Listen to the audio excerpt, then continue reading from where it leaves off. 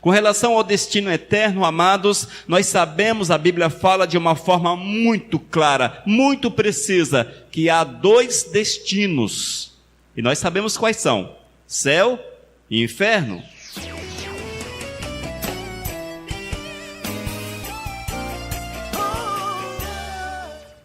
O destino eterno. Esse é o tema do nosso estudo nessa noite abençoada. Nós vamos abrir a Bíblia em Lucas capítulo 16, a partir do versículo 19 até o 31.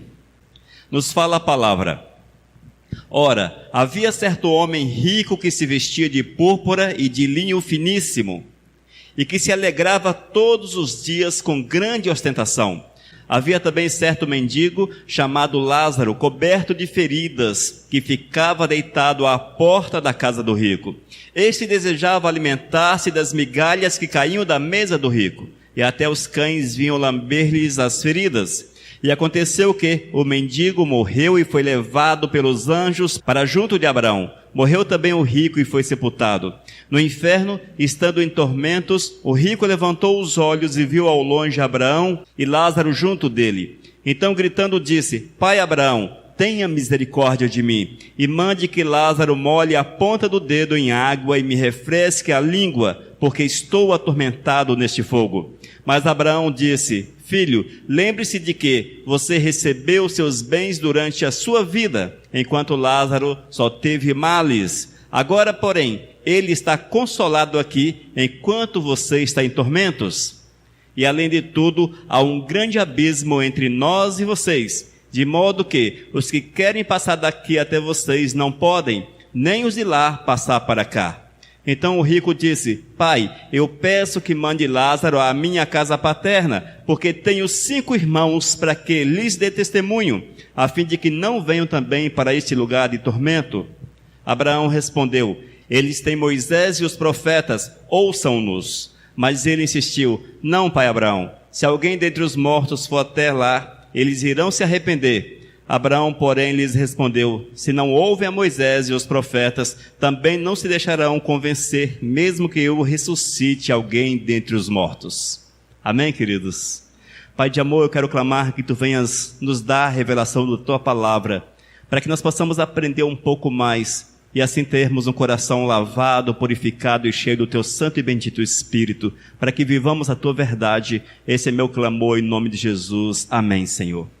Irmãos, Abraão, nesse texto, refere-se a Deus. Naqueles dias, nos dias do Antigo Testamento, era comum referir-se aos céus como o seio de Abraão. Eis o porquê que Jesus refere-se a Deus como Abraão. No entanto, nós precisamos entender, irmãos, que a palavra de Deus é verdadeira, é real. Não importa quantos versículos tenha, se houver apenas um afirmando, é verdadeiro. Se houvesse apenas um versículo, apenas um texto falando, olha, é deste jeito, a eternidade era o suficiente para nós crermos e vivermos Deus. Entenda dessa forma. Muitas vezes nós queremos que a palavra de Deus esteja recheado de textos para que nós possamos acreditar. Na verdade, quando olhamos dessa forma, é porque nós não cremos na palavra. Esta é a realidade. Se está na palavra, irmãos, é verdade. Temos que aceitar, temos que acatar e viver a verdade do Senhor, porque ela está expressa de uma forma clara para cada um de nós. Com relação ao destino eterno, amados, nós sabemos, a Bíblia fala de uma forma muito clara, muito precisa, que há 2 destinos. E nós sabemos quais são: céu e inferno. A Bíblia fala, testifica a respeito do seio de Abraão e também de um lugar de tormento. E há muitas referências que afirmam e que confirmam a existência desses 2 lugares.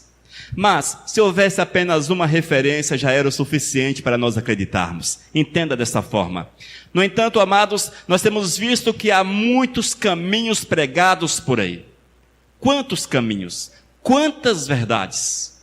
Cada um com sua filosofia, cada um com seu dogma, com sua tese teológica, cada um vivendo e expondo o seu princípio como se fosse o único e o verdadeiro. No entanto, sabemos que A única verdade está na Bíblia. Esta sim é a verdade que nós devemos observar para a nossa vida. No entanto, nós temos que conhecer os nossos princípios de fé. Eu tenho que conhecer aquilo que eu creio. Como vou defender a minha fé se eu não a conheço? Como vou defender a minha fé na existência do inferno, por exemplo, diante de alguém que afirma que as pessoas serão reencarnadas? Como defenderei a minha fé se eu não sei o que a Bíblia diz?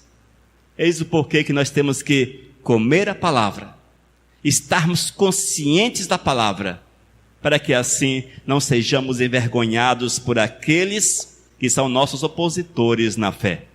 A nossa fé é em Jesus e temos que defendê-la, temos que vivenciá-la, temos que praticá-la.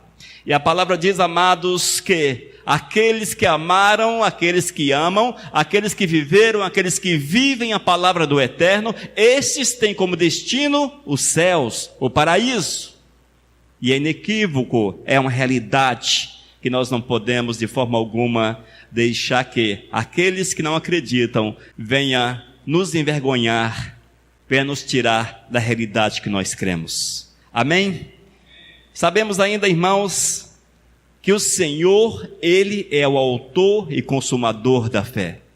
Todas as coisas que nós cremos como cristãos é pela fé. Se eu defendo princípios é pela fé, eu tenho que acreditar. Mas acreditar de porteira fechada, vamos falar dessa forma, na palavra de Deus. Eu tenho que crer na palavra do Senhor.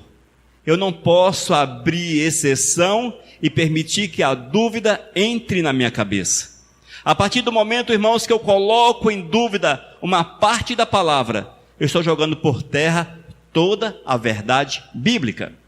Haja vista que sabemos que a palavra é a revelação do Espírito Santo de Deus, e o Espírito Santo de Deus é Deus, e Ele não erra, e se está na palavra, é verdade. Mas a Bíblia foi escrita por homens. Sim, foi escrita por homens, mas receberam de Deus a revelação. Amém? Não apareceu um anjo e com seu dedo de fogo escreveu a Bíblia. Não, eram pessoas comuns, 1500 anos, aproximadamente 40 pessoas, de pastores de ovelhas até reis. Ou seja, a diversidade social foi muito grande, mas Deus os usou de uma forma poderosa e vemos que não há contradição no livro que foi escrito em 1500 anos.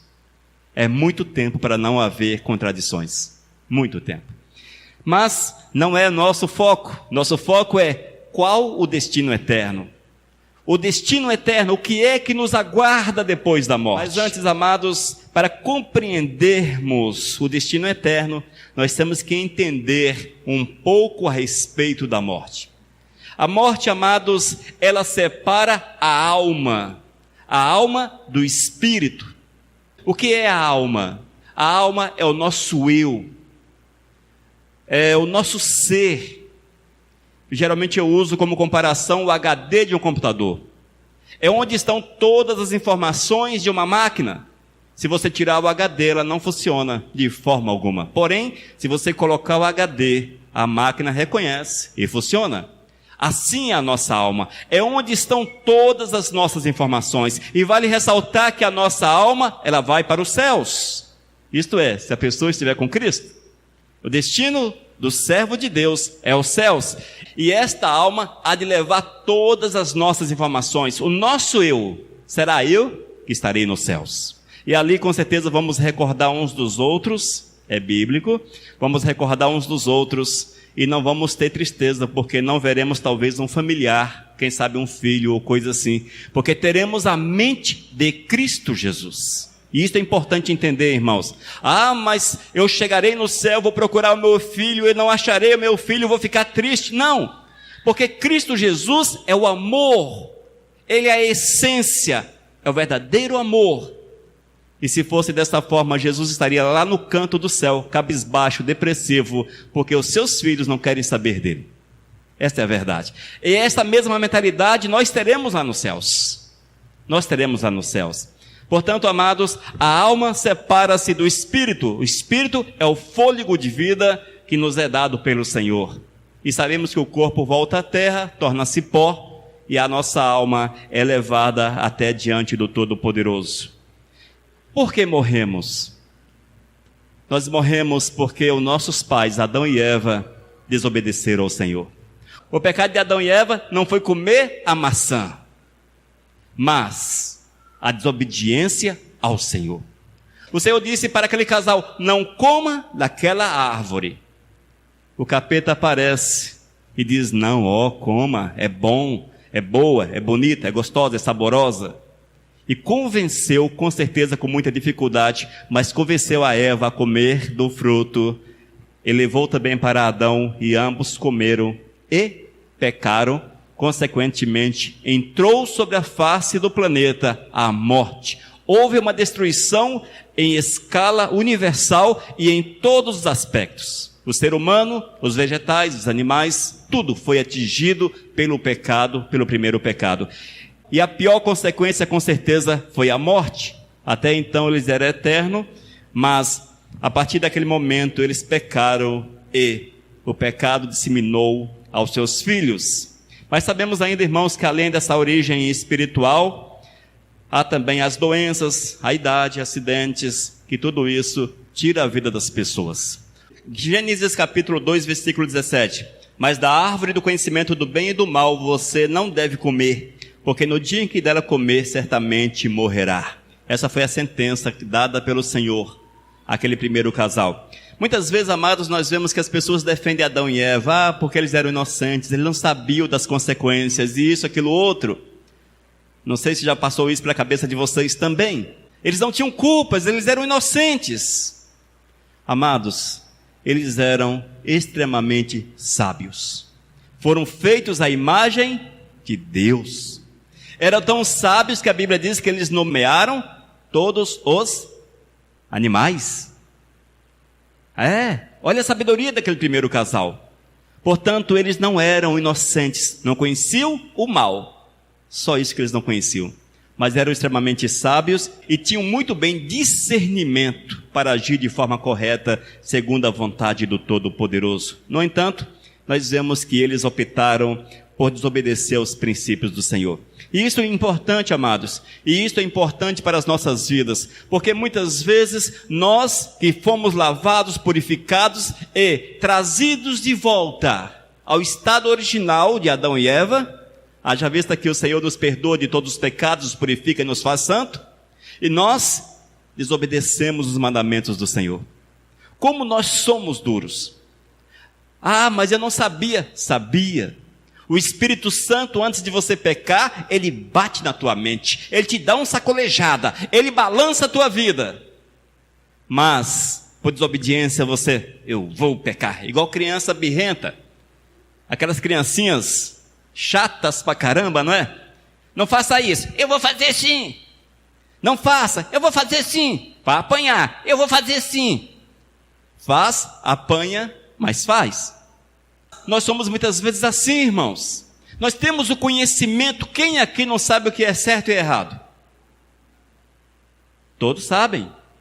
Você sabe o que é certo e errado. E se não souber, falta ali discernimento para perguntar ao Senhor: e aí, Deus, faço ou não faço? Olha, irmãos, esse negócio do faço ou não faço, o Espírito Santo acende uma baita de uma luz vermelha no meio da tua testa, dizendo não, não, não e não. Quando você tiver dúvida, pergunte ao Senhor: faço ou não, Deus? Me refiro a pecados, evidentemente. Vamos dar um exemplo aqui. Mega Sena da virada. Aquele tanto de grana, que beleza.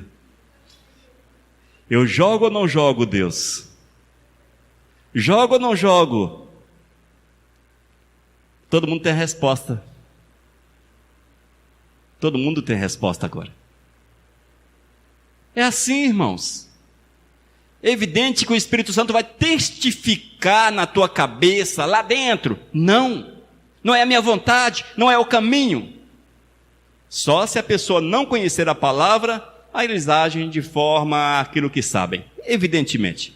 Mas, se conhece a palavra, e o servo de Deus precisa conhecer a palavra, eles serão movidos pelo Espírito Santo de Deus, mesmo que não tenham certeza. O Espírito Santo vai testificar. Amém? Então nós vemos, irmãos, que a morte separa a alma do espírito, do corpo físico. Porém, a alma, ela tem um destino. E o destino é céu ou inferno. Céu ou inferno. Em Mateus capítulo 25, versículo 34, está escrito: então o rei dirá aos que estiverem à sua direita: venham benditos de meu Pai, e venham herdar o reino que está preparado para vocês desde a fundação do mundo. Esse é o destino dos santos. Quem são os santos? Aqueles que têm uma coroazinha iluminada na cabeça? Não, o seguidor de Cristo. Aqueles que amam Cristo acima das suas próprias vidas. Esses são os seguidores de Cristo. E vemos, amados, que o céu recebe alguns nomes diferentes na Bíblia. Seio de Abraão está em Lucas capítulo 16, versículo 22. E aconteceu que o mendigo morreu e foi levado pelos anjos para junto de Abraão. Morreu também o rico e foi sepultado. Em outras versões fala para o seio de Abraão. Também Apocalipse capítulo 2, versículo 7, é chamado de paraíso. João capítulo 14, versículo 2, casa de meu Pai. Hebreus 11, versículo 10, uma cidade. Hebreus 11, de 13 a 16, a pátria celestial. Olha que bênção. Esses são os nomes que nós encontramos na palavra de Deus, na Bíblia, que designam os céus. Glórias a Deus por isso, porque nós somos cidadãos da pátria celestial. E como cidadãos da pátria celestial, precisamos viver segundo Deus em todas as áreas da nossa vida. É o amor ao Senhor acima de todas as coisas. Irmãos, é o amor ao Senhor. Amém? 3. O destino dos ímpios. A Bíblia ensina que há para os ímpios um estado de perdição eterna, chamado de inferno. Queridos, a Bíblia é extremamente clara com relação a isso. Não há dúvida. Quando nós lemos, por exemplo, o texto de Lucas capítulo 16, a partir do versículo 19, nós vamos ver que esta é uma verdade. Que há um destino reservado exclusivamente para aqueles que não querem saber de Deus. E muitas vezes aparece aquele questionamento: e aqueles que nunca ouviram a respeito de Cristo? Já te passou esse questionamento pela cabeça? O surdo, que não consegue ouvir, o surdo, cego surdo, que não consegue ouvir nem tampouco ler a respeito do Senhor. Irmãos, o Eterno não deixa ninguém desamparado. O Senhor não desampara ninguém. Ele faz que a pessoa entenda que há alguém que merece toda a honra e toda a glória. Não separei o texto, mas Romanos capítulo 1 está escrito que é possível ver a glória do Senhor na criação, na natureza, naquilo que nossos olhos contemplam. E a pessoa pode estar perdida no meio da selva amazônica, nunca ouviu a respeito de Cristo, porém, a exemplo de Abraão, ele olhar para a natureza, o Espírito Santo vai testificar no coração dele: não é isso que você adora, porque tem algo maior. Quem foi Abraão, irmãos? A Bíblia diz que Abraão era um idólatra. Ele era de uma família idólatra, de sacerdotes idólatras. No entanto, um dia andando lá em Ur, ele deparou-se com o Espírito Santo que o chamou.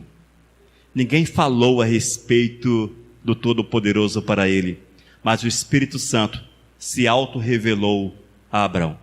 E isto é possível hoje, basta que o coração da pessoa esteja sensível. O Espírito Santo se mostra, o Espírito Santo de Deus fala. Amém? Mas qual o destino eterno dos ímpios? A Bíblia é clara e fala inferno. Inferno. Mas o que é o inferno, irmãos? Dizem por aí, vez ou outra nós vemos as pessoas brincarem que inferno é um lugar legal. Porque lá tem cerveja, tem boate, tem mulher pelada, tem homem de barriga tanquinho, e aquela coisa toda. Inferno é show. E o céu é um lugar paradão, brancão assim, cansativo, que você olha, só vê coisa branca pela frente, e os caras batendo as asinhas assim, voando para lá, uma arpinha na mão, blang, blang, blang. Esta é a ideia que Satanás planta. O inferno é show. E o céu é um inferno. Mais ou menos por aí. Olha como o Satanás faz. E as pessoas muitas vezes nas suas brincadeiras falam desta forma. Aqueles que não acreditam em Deus fazem tais afirmações. E nesses últimos dias apareceram algumas informações de pessoas influentes com relação ao inferno. E falaram que lá era um lugar legal. E se foram para lá, descobriram que não era tão legal assim. Na verdade, amados, é impossível nós afirmarmos como é o inferno. A Bíblia diz que é um lago de fogo, mas com certeza é no mundo espiritual. No mundo espiritual não tem fogo, mas tem tormento. E a Bíblia diz que é um lugar de tormento. Uma coisa eu sei, é um lugar de sofrimento sem fim. Mas sofrimento de ranger os dentes. Sofrimento terrível, assustador. Sofrimento assustador, irmãos. Isso é a menor perspectiva que haja livramento. Sem perspectiva. É desesperador. É assustador. E não precisa ter Satanás com um tridente ferroando as pessoas. Não precisa ter uma panela de fogo e todo mundo dentro da panela. Não precisa. Só o fato, irmãos, só o fato da alma olhar para frente, desesperada, tormento sem fim, e sem a menor expectativa que vai cessar, sem a menor expectativa, porque não há expectativa, pois é eterno. Meu Deus do céu, misericórdia. Dá até um treco na cabeça da gente, só de pensar nisso. Mas é este lugar tão maravilhoso que as pessoas estão amando, e muitos estão optando, em detrimento de um céu, que não dá para descrever também. Mas é magnífico demais, é maravilhoso demais, é indescritível. Amém? No entanto, amados, falar que existe céu e inferno é fácil, mas há muitos que estão trazendo entendimentos diferentes, filosofias, teses, dogmas, e afirmando que são verdadeiros. Eu vou citar para vocês 7 destinos que as pessoas afirmam para aqueles que partem para a eternidade. 7 destinos que não são bíblicos, mas que são comuns por aí. Primeiro destino, o aniquilamento. O aniquilamento, irmãos, ensina que as almas dos justos estão dormindo e que as almas dos ímpios serão destruídas, aniquiladas. Ou seja, se você está com Deus, amém, tudo bem, você vai morrer, vai ficar dormindo até a ressurreição. Se você não está com Deus, vai chegar um ponto que a sua alma deixará de existir. Simplesmente assim, deixará de existir. Marcos capítulo 9, versículos 43 e 44 diz: E se a tua mão leva você a tropeçar, corte-a, pois é melhor você entrar aleijado na vida, do que tendo as 2 mãos ir para o inferno, para o fogo que nunca se apaga, onde não lhes morre o verme, nem o fogo se apaga. Já lemos Lucas capítulo 16, já era o suficiente. Mas, em Marcos, também encontramos essa informação. Ou seja, amados, a alma não será aniquilada, ela não será destruída. De forma alguma, a palavra de Deus é extremamente clara a respeito da nossa eternidade. Todos somos eternos, a nossa alma é eterna. Vá para o céu ou para o inferno, ela é eterna. E essa questão do estar dormindo também é bem discutível. Quando nós lemos, por exemplo, Lucas, vemos que morreram os 2, um estava no seio de Abraão e o outro no inferno. Ou seja, não tem um lugar onde as pessoas ficam dormindo. Ah, mas e o julgamento, pastor? Como fica o julgamento? Irmãos, não vamos entrar naquilo que não está revelado. No entanto, entenda o seguinte: nós vamos sair de um mundo físico, ontem, hoje e amanhã, e partimos para um mundo espiritual sem o fator tempo. É eterno. Como é essa questão?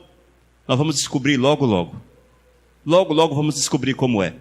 No entanto, é difícil falar. As coisas acontecem no mundo espiritual diferente da forma que nós temos aqui. Ou seja, esse julgamento é simultâneo. simultâneo. A pessoa morreu, chegou diante do Senhor e o Senhor dá o destino. Tanto é que Cristo disse: vinde benditos, apartai-vos de mim. O Senhor, Ele mesmo fala que no dia do julgamento, Ele estará julgando os falsos profetas e que aqueles que não são deles, têm um destino, o inferno. E aqueles que estão deles, os céus. Algumas questões, nós estamos entrando aqui num terreno muito difícil, que a palavra de Deus não nos dá muito suporte para falarmos. Evidentemente, se a irmã partir para o mundo literário, nós vamos encontrar uma enormidade, milhares e milhares de títulos falando a respeito desse tema e colocando suas posições teológicas. No entanto, são teses, posicionamentos teológicos que não há uma fundamentação que você possa falar assim: é real, é verdadeira. Amém? Ah, mas pastor, você não tem uma resposta? Não, não tenho, porque para eu te dar uma resposta, eu terei que lançar a mão de uma tese teológica. Ou seja, será apenas uma tese que talvez a irmã vai comer como verdade, mas é uma tese. Como hoje é ensinada muitas teses nas igrejas, que as pessoas estão comendo como verdades, mas não são verdades, são conjecturas. Conjecturas teológicas. Todo tema que trata-se de escatologia. O que é escatologia? É o estudo das coisas do fim. Tudo. Volta de Cristo, milênio, essas coisas todas. Tudo isso está no campo da escatologia. E tudo que nós conhecemos são teses, conjecturas teológicas que nós não podemos afirmar categoricamente que são verdadeiras. Porque da mesma forma que o teólogo A afirma por A mais B que é verdadeira, o teólogo B afirma por A mais B e C que a dele é verdadeira, e o outro e vai por aí. Não há um consenso, porque a Bíblia não desce muito em cima disso aí. O que nós sabemos é que a palavra diz que aqueles que morrem, hoje mesmo estará comigo no paraíso, já falou Jesus para o ladrão da cruz. E Cristo fala que aqueles que não o confessarem, esses diante dele chegarão e serão julgados, e um condenado para a eternidade do inferno e outros levados para os céus. E há muitos textos que mostram dessa forma. Esse texto de Lucas capítulo 16, ele nos dá a entender que é simultâneo. Haja vista que o rico já estava no inferno e Lázaro já estava no céu. Nós paramos por aí. Eu não me atrevo a descer mais do que isso, porque senão eu poderia estar pecando contra o Senhor, porque não teria base para falar, e poderia falar, mas em cima de entendimento teológico, e não é o caminho. Amém? Então vamos parar na parte que está clara para a gente. E o restante o Senhor há de revelar no tempo certo. Ah, o pastor não sabe. Realmente não sei. E como eu, todos os demais também não sabem. A segunda tese defendida com relação ao destino dos ímpios: universalismo. Alguns afirmam que todos serão salvos, porque Deus é amor e não pode condenar. Esquecem que Deus é justiça. Queridos, nós ouvimos muito isso no nosso dia a dia. Tem muitos que dizem: ah, você acha que Deus vai deixar alguém sofrendo lá no inferno? Deus é amor. Você já ouviu isso? Ah, eu sou filho de Deus, você acha que Deus vai me deixar sofrer no inferno? Primeiro erro: o ser humano é criatura de Deus. Já começa por aí. Não são filhos de Deus. São adotados pelo Senhor, feitos em filhos de Deus em Cristo Jesus. Esses sim, são os filhos de Deus, e esses com certeza não vão ficar sofrendo por aí, porque estarão com o Senhor na glória. Amém? Mateus capítulo 7, versículos 22 e 23. Muitos naquele dia vão me dizer: Senhor, Senhor, nós não profetizamos em seu nome, e em seu nome não expulsamos demônios, e em seu nome não fizemos muitos milagres? Então lhes direi claramente: eu nunca conheci vocês, afastem-se de mim, vocês que praticam o mal. Olha só, a palavra do Senhor foi para aqueles que em tese estava dentro do Evangelho, fazendo tudo o que estava descrito na palavra de Deus. Eles profetizavam, expulsavam demônios, faziam milagres, mas não estavam no Senhor. É necessário entendermos, irmãos, que o Senhor, Ele é amor, mas o amor não pode e não tem como fazer Jesus injusto. A justiça, ela está acima do amor.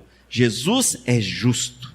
Ele é justiça. Ele é a essência da justiça. Ah, mas pastor, e aqueles? E aqueles? Aqueles que nunca ouviram. Romanos capítulo 1, vocês vão encontrar que é só olhar e reconhecer a soberania de alguém. É assim, irmãos. São os milagres de Deus na vida daquele que crê. Amém? E nós não vamos encontrar de forma alguma um jeitinho para que o Senhor nos leve para os céus, a não ser através do caminho que é Cristo Jesus. Letra C. Segundo período probatório. Afirma que entre a morte e a ressurreição, todos terão nova oportunidade para a salvação. Irmãos, também existe essa tese, que as pessoas estarão num lugar e ali estarão fazendo não sei o quê, e reconhecerão o senhorio de Cristo e terão uma nova oportunidade. Mas Hebreus capítulo 9, versículo 27, derruba por terra essa tese. E assim como aos homens está ordenado morrerem uma só vez, vindo depois disso o juízo. Amém? Depois da morte vem o juízo. Depois da morte vem o juízo. Voltando àquela questão, a Bíblia diz que depois da morte vem o juízo. Não tem ninguém dormindo. Não há ninguém no lugar especial, uma espécie de depósito de almas. Depois da morte, o juízo. Como será? Não sei. Vamos descobrir logo, logo. Letra D, restauracionismo. Ensina que o inferno não é eterno e que é uma experiência temporária que purifica o pecador para entrar no céu. Assemelha-se, inclusive, ao dogma do purgatório. Porém, Mateus capítulo 25, versículo 41, joga por terra. A Bíblia é maravilhosa. Então o rei dirá também aos que estiverem à sua esquerda: afastem-se de mim, malditos, para o fogo eterno, preparado para o diabo e seus anjos. Ou seja, queridos, não existe um período, em lugar nenhum, onde as pessoas estarão sendo preparadas para uma restauração. Não existe. O período, na verdade, é aqui na terra. Você tem todos os momentos, todos os dias da tua existência para este preparo, para a busca da restauração, para que você esteja nos céus. E essa história que o inferno é temporário não procede. O inferno é eterno. A Bíblia é clara com relação a isto. Letra E, purgatório. Esta todo mundo já ouviu falar, bem simples. Seria um lugar onde os mortos vão purgar. Purgar, tornar puro, livrar-se da impureza, depurar, purificar, limpar dos seus pecados. Ensina, irmãos, que as pessoas que morrem estariam no lugar purificando-se, para que tivessem acesso aos céus. Esse é um dogma muito conhecido e nós vemos muito isso na televisão. É o purgatório. Mas Lucas capítulo 16, versículos 22 e 23 também nos esclarece e fala: e aconteceu que o mendigo morreu e foi levado pelos anjos para junto de Abraão. Morreu também o rico e foi sepultado. No inferno, estando em tormentos, o rico levantou os olhos e viu ao longe Abraão e Lázaro junto dele. Amém? Mais uma vez, esse texto joga por terra aquela história que as almas estão num local esperando o julgamento. A palavra nos dá a ideia de simultaneidade. Morre aqui, comparece-se diante do Todo-Poderoso. Toda a palavra é dessa forma. Toda a palavra mostra dessa forma. Amém? Portanto, o dogma do purgatório não tem base bíblica, não tem a menor fundamentação bíblica. Ou seja, aqueles que morrem sem Cristo Jesus não têm um purgatório aguardando, nem tampouco as suas almas serão aniquiladas, ou essa história que o Senhor há de olhar para eles, dó deles, vou salvá-los. O universalismo também não tem lugar. O segundo período probatório, que afirma que há um espaço entre a morte e a ressurreição, também não existe. Restauracionismo, que o inferno não é eterno, a palavra de Deus não nos dá essa ideia. E a letra F, sono da alma. Sono da alma. É o pensamento segundo o qual a alma ficaria dormindo. Este aqui, irmãos, é um ponto muito crítico e muito difícil. É extremamente ensinado em muitas igrejas, que as pessoas estão no local, numa espécie de sono, aguardando o dia do julgamento. Mas se o mundo espiritual, ele não tem o fator tempo, é tudo presente, é assim que a Bíblia nos diz e nos dá a entender, onde esses estariam dormindo, como estaria dormindo se o tempo é presente? Fica pouco difícil nós entendermos esta questão, portanto ela também não tem uma fundamentação. Mas vamos lá. Sono da alma é o pensamento segundo o qual a alma ficaria dormindo, aguardando a ressurreição. A Bíblia fala, irmãos, de sono da alma. Sim, fala. Mas é um eufemismo. O que é eufemismo? É uma figura de linguagem que emprega termos mais agradáveis para suavizar uma expressão. Isso é o eufemismo. E a palavra, quando fala a respeito do sono da alma, ela está usando para abrandar o choque da morte. Ou seja, irmãos, é uma expressão que significa morte, morte. E não uma afirmação literal na qual as almas estariam no local dormindo. A Bíblia não nos dá a entender desta forma. A revelação da Bíblia mostra que as pessoas que morreram estão bem conscientes e despertas. Nós vamos nos deter apenas a Lucas, capítulo 16, versículos 19 a 31, que é o nosso texto básico. Extremamente claro que o rico estava consciente e Lázaro também, ou seja, não estavam dormindo, não estavam. Apocalipse, capítulo 6, versículos 9 a 11, e Apocalipse 14, versículos 2 até o 4, também fala a respeito dessa questão. Letra G, reencarnação. Afirma que o espírito de uma pessoa volta à terra em outra pessoa, em outro corpo. Hebreus capítulo 9, versículo 27.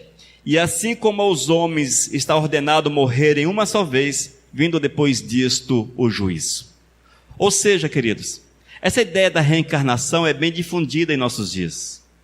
Nós vemos isso nos filmes, vemos nas novelas, nas músicas, e tem até crente que acredita. Tem crente que acredita, por incrível que pareça. Os cristãos, há muitos ramos que acreditam em reencarnação. Mas a Bíblia mostra que depois da morte vem o juízo. O texto básico, Lucas capítulo 16, mostra que há um abismo. E que só pode voltar alguém da morte pela ressurreição. Veja o que está escrito no finalzinho desse texto. Lucas capítulo 16, versículo 31. Abraão, Deus, porém lhe respondeu: se não ouve a Moisés e os profetas, também não se deixarão convencer, mesmo que ressuscite alguém dentre os mortos. Vê como Deus é sábio? O Senhor cortou a ideia da reencarnação. Ou seja, mesmo que eu ressuscite, ressurreição é diferente de reencarnação. Ressurreição é voltar à vida. O corpo voltou à vida. Morreu Lázaro, o Lázaro de Maria e Marta, morreu Lázaro, ele voltou à vida no mesmo corpo. Ele não reencarnou em outro corpo. A diferença é essa: ressurreição é voltar à vida. Reencarnação, conforme essa religião não cristã, é que as pessoas morrem, o espírito fica vagando no universo, se preparando, melhorando, e um dia aparece uma luzinha lá, ó, e ele volta e entra no útero da mulher e renasce. No entanto, amados, sabemos que a Bíblia é taxativa com relação à reencarnação. Não existe reencarnação tão difundida em nossos dias. E ele é difundido de uma forma dissimulada e vai entrando na cabeça das pessoas. O diabo, irmãos, ele não trabalha só com a mentira. O diabo trabalha com muita verdade. E esse que é o grande problema. Ele trabalha com muitas verdades.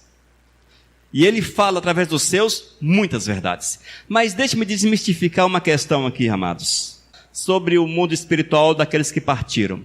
É comum nós ouvirmos Morreu alguém, principalmente se for famoso. No dia seguinte tem um médium dizendo que o cara está no lugar de luz, no lugar legal, etc, etc. Se morreu um famoso, no dia seguinte já tem um médium fazendo média. Mais ou menos por aí. Mas há uma questão muito interessante. Tempos atrás, eu ouvi uma entrevista, ou li uma entrevista, alguma coisa desse tipo, em que uma pessoa tinha um pacto com alguém que morreu. Essa pessoa fez um pacto, um segredo. Na verdade, eles deixaram uma senha, era uma senha. O médium ia acessar o mundo espiritual, de quem morresse primeiro. Se porventura o médium falasse a senha, de fato era ele que estava do outro lado. E o médium foi e falou a senha. Só tinha duas pessoas que sabiam a senha, o que morreu e o que estava vivo. Aí você fala, poxa, e agora? Como é que fica? Como é que fica? Que o diabo tem um fichário com o nome de cada um de nós, com tudo a nosso respeito, inclusive a senha. Ele tem um arquivo de áudio para ele ouvir a nossa voz e imitar. Ele tem tudo. Evidentemente que eu estou fazendo uma comparação, uma analogia. No mundo espiritual não tem essas coisas, o diabo não precisa disso. Mas é como se ele tivesse um arquivo com o seu nome, com o meu nome, com tudo, um dossiê ao meu respeito. Ele tem um dossiê ao meu respeito, ele tem tudo anotadinho, amados. E depois que ele joga aquilo no computador satânico e que faz um cruzamento das coisas, ele consegue dizer, em tese, como será o teu amanhã. É onde entram os médios falando o futuro das pessoas. É fácil você cruzar informações? Computador potente? Você cruza as informações, te dá uma linha. O Google faz isso com maestria. Ele faz isso de uma forma magnífica. Você digita no Google um tema, daqui a pouco, na rede social, em tudo que lugar, aparece aquilo que você está procurando. É assim, irmãos, que o diabo faz. Ah, mas como é que o diabo sabia? Ele não sabe o futuro, mas ele pode, através de cruzamento de informações, concluir que a possibilidade de ser daquela forma é muito grande. É dessa forma que o diabo faz. Evidentemente que nós estamos no campo da tese, da conjectura. Não estou falando que isso é uma verdade, uma possibilidade. Amém? Entenderam essa história?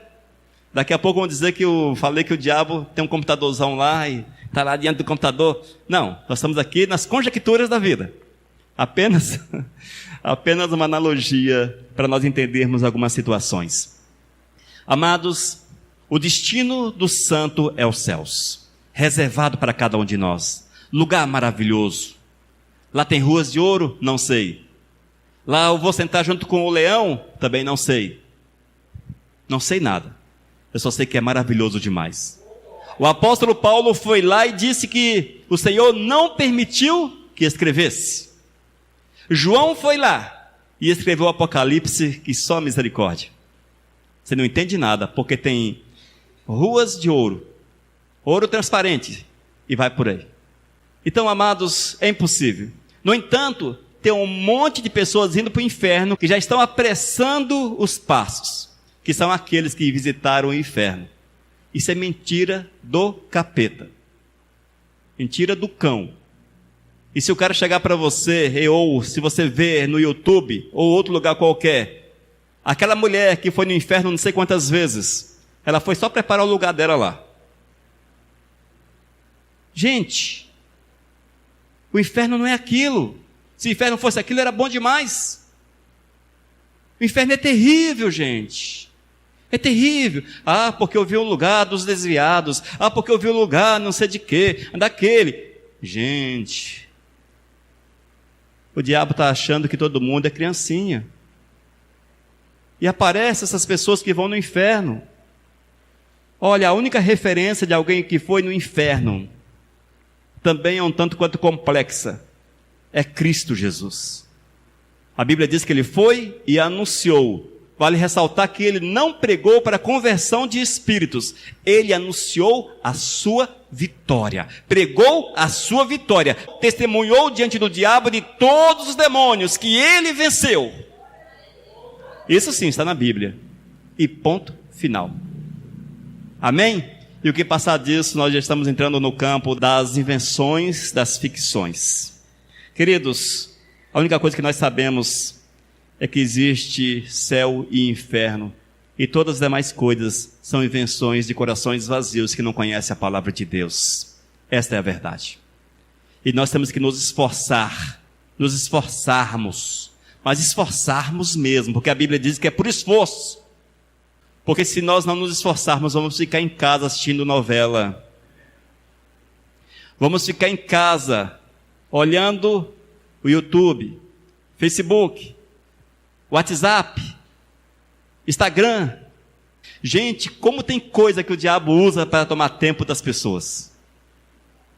É boa, as redes sociais são boas, mas elas são cativantes e escravizam as pessoas. E tiram as pessoas da presença do Senhor, e o diabo sabe como tirar as pessoas da presença do Senhor. Amém? Irmãos, estamos chegando ao final desses momentos, desta palavra. Espero que ela tenha sido esclarecedora. E lembre-se, há questões que nós não temos respostas. Apenas temos que crer na base, no cerne.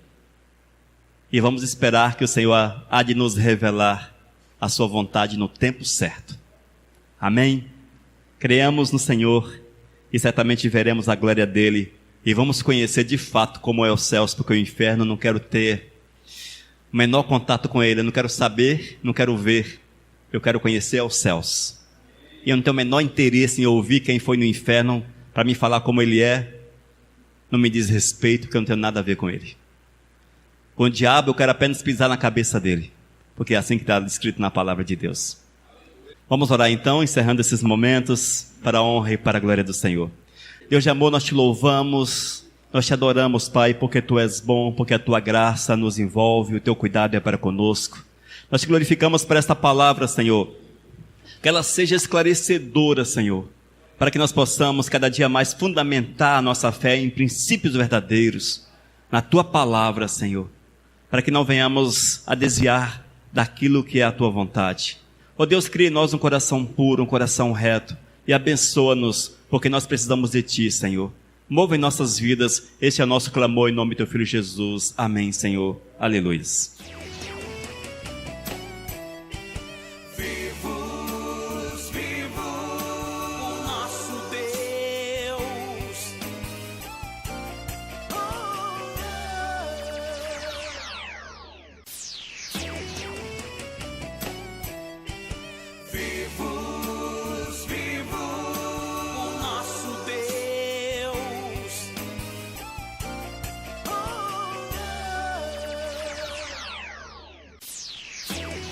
Mensagem 812.